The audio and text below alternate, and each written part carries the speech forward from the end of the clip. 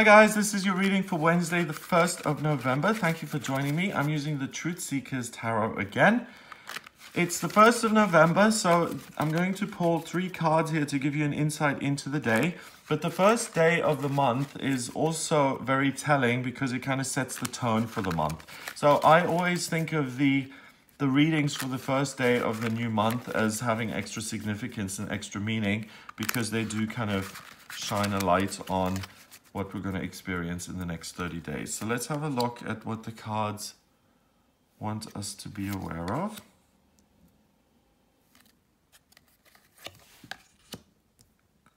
Okay. So first of all, we have the Chariot in reverse. The Chariot this way around. We can see this really young, crazed looking king galloping away from his little kingdom there and galloping into the future, looking for someone to fight or to pursue some sort of holy grail. This is him willing something, him pursuing something. His will and his desire goes beyond good and evil. So he is so focused on his will and being victorious and competing with others and being successful and being the king that he doesn't care about what's right and what's wrong. My will be done. I am going out there and I'm going to get what I want. Okay? So that's in reverse. So you're not totally focused on yourself. You're not focused on your own needs, your own desires constantly. You're compromising with other people and you're easier to get along with. You're finding it much easier to see the other person's point of view.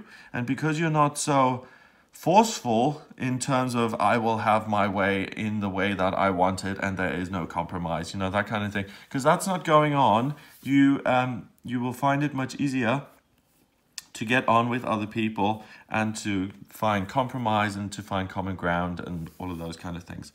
The next card is the Ten of Swords, and the Ten of Swords in this deck looks absolutely lovely. It looks hopeful and positive. It's like raising your thoughts to the sky. Birds are flying towards the sun and it's enlightenment and everything's coming together and all your thoughts are just wonderful and it's all coming together. Usually in the tarot, the Ten of Swords is someone flat on his stomach, face down, with 10 swords in his back, and it really signifies rock bottom.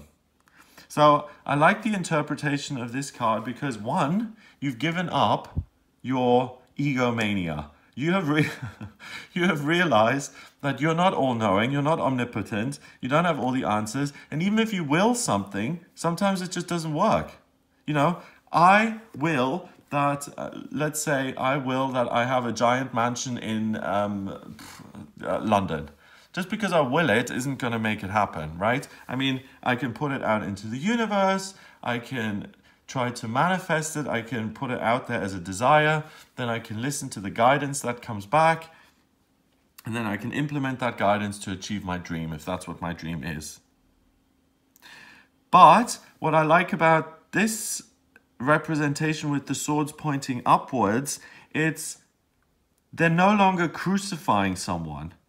And they're not crucifying someone because the swords in the back are self-inflicted. That's what this spread is saying, and that's the way this deck is drawn. That's what it's saying. So the guy lying on his stomach with the 10 swords in his back, it's not other people who have stabbed him in the back. It's his own desires and his own compulsions and obsessions, like this poor man has. I mean, he's 18. He's going to take his chariot alone and he's going to conquer another kingdom by himself? Him and what army? You know, it doesn't make sense. It's too much. So because he has these extreme desires and extreme wants, that's why he often falls on his face, because they're just impossible. If he's going to take on, you know, 1,000 men by himself, he's going to end up dead.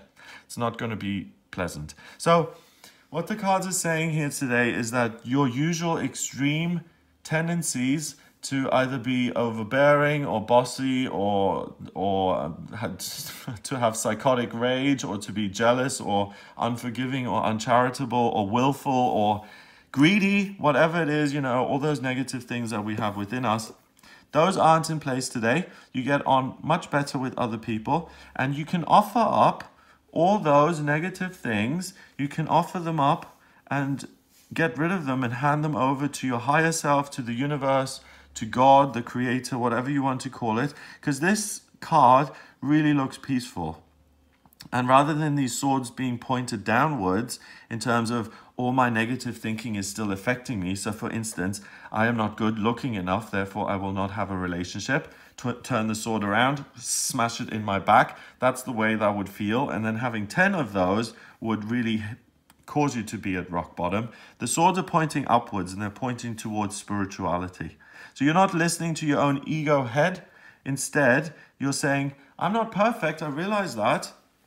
And I don't need to feel guilty about that. That's the normal state of being. I can rejoice in not being perfect. And today I get a respite from all my negative thinking and all my compulsions and drives and desires to make things happen.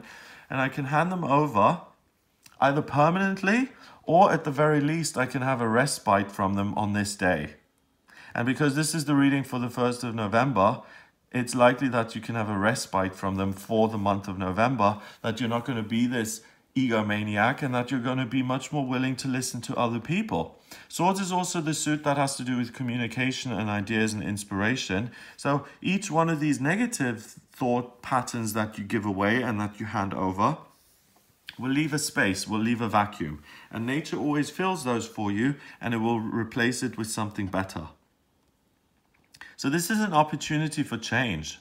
It's an opportunity for growth, and it's even an opportunity to connect with other people and to share your ideas and even to maybe dump some of your stuff. To, you know, if you're feeling alone and isolated and you're sitting in your house and you're in recovery and this compulsion comes on you and it says, do you know what? I'm never going to have a meaningful life. Nothing is ever going to make sense. I've been sober for 4 years, but I'm going to press the effort button today and I'm going to go out and I'm going to go get a bottle of gin and I'm going to do what I want so I can feel better short term. That is the kind of behavior that will then be negative, and that will, if you keep on doing it, that'll land you in a not so happy place. Okay, so you're free of all of that today, and you're free of that pretty much for November, so that's great. Finally, the Five of Pentacles. The Five of Pentacles is about kind of working your way up to the top, isn't it? We've got these 5 pentacles. It's about freedom. It's about moving up the ladder. And it's about working your way up towards something. That is in reverse as well. And it's not about working your way up to something because that's ego. It's simply about letting go and kind of just making yourself wide open today and saying, I am who I am, flaws and all. And today is a day where it's almost like I feel like there's a visitation from the universe, like the angels are flying lower, your spirit guides, your angels, your ancestors, they're all nearer and they're kind of willing to help you. And if you want to unburden yourself and let go of some of this stuff which is really just causing you pain every day of your life. You know, sometimes we behave in certain ways that we know are not right or that cause problems in our lives, but we don't have any power to change it. That's especially true with addiction and compulsions and obsessions. When something like that gets in your head, you can say, I will never do this again. And you cry and you sign a contract and you know, sign it in your own blood. And then the next day by 2 in the afternoon, you're back to doing the same thing over again because you're powerless.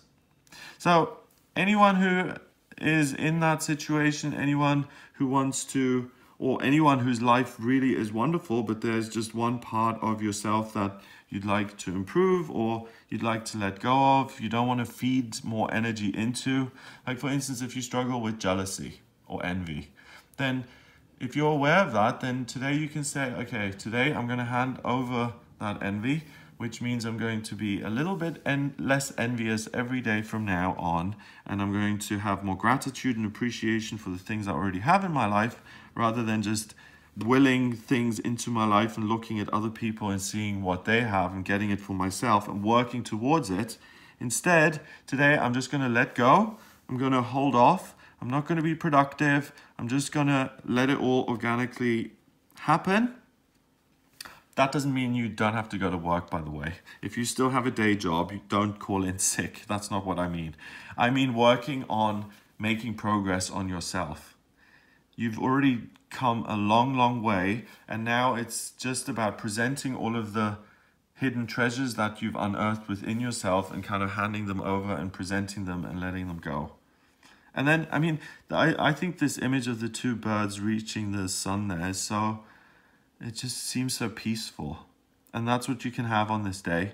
Just don't will it, don't force it, just allow it to organically arise within you, and just kind of drop the things that don't work for you. Don't solve them, just let them go, drop them, hand them over to your guides. And if you don't feel your guides or your angels, visualize them.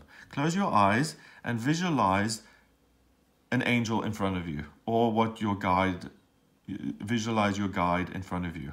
Your mind is going to come up with something. It's going to create something there.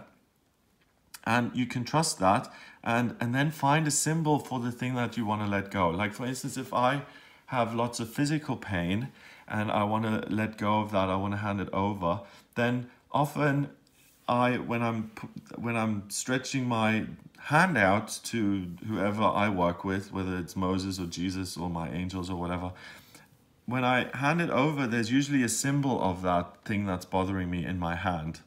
If it's physical pain, it's usually like a knife or something like that, or a black diamond, or you know, because often we relish our pain and all of that stuff. And I don't have to do all the psychology about it. My imagination does it for me, and I don't have to analyze whether it's a knife or a black diamond, and who cares. I just give it away, and the pain lessens, or at least it doesn't control my life anymore, and I can get on with other things. So this is a really liberating day in terms of yourself, and it looks really good for November, in the sense that things that have held you back in the past aren't going to hold you back so much anymore, because you're letting go of them.